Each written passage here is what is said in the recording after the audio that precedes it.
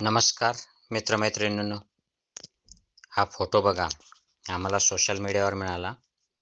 याच्यात म्हटलंय की तमाशा बंद करायला आलेला मास्तरच जेव्हा तुणतुणं हातात घेतो. तर मित्रांनो, इथे तमाशा म्हणजे जो रोख आहे, तमाशा बंद करायला आलेला मास्तर म्हणजे हा देवेंद्र फडणवीस यांच्यावर हे टार्गेट केलेलं आहे. यांना भ्रष्टाचार संपवायचा होता असं ते म्हणत होते. गाढभर पुरावे त्यांनी सिंचन घोटाळ्याचे अजित पवारांचे आणले होते. चक्की फिशिंग म्हटले होते.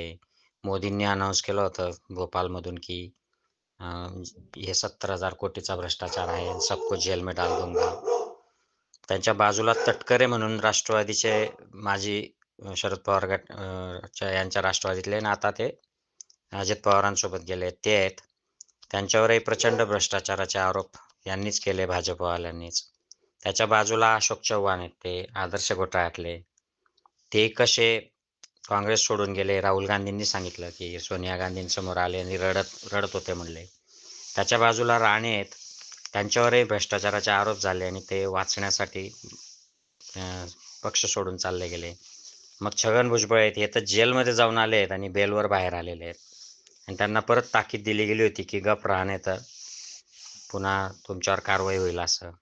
आणि ते आता RSS सोबत सरकारमध्ये आहेत. त्याच्या बाजूला प्रफुल्ल पटेल आहेत, हे तर दाऊद इब्राहिम सोबत संबंध जोडले यांचे प्रॉपर्टीसाठी आणि ते आता यांच्यासोबत आहेत. तर हा तमाशा बंद करायला आला मास्तर स्वतःच तमाशामध्ये सामील झाला आणि तुणतुणं वाजवायला लागला. हे शोकांतिका आहे आणि लाजिरवाणी गोष्ट आहे. याचा विचार RSSने केला पाहिजे.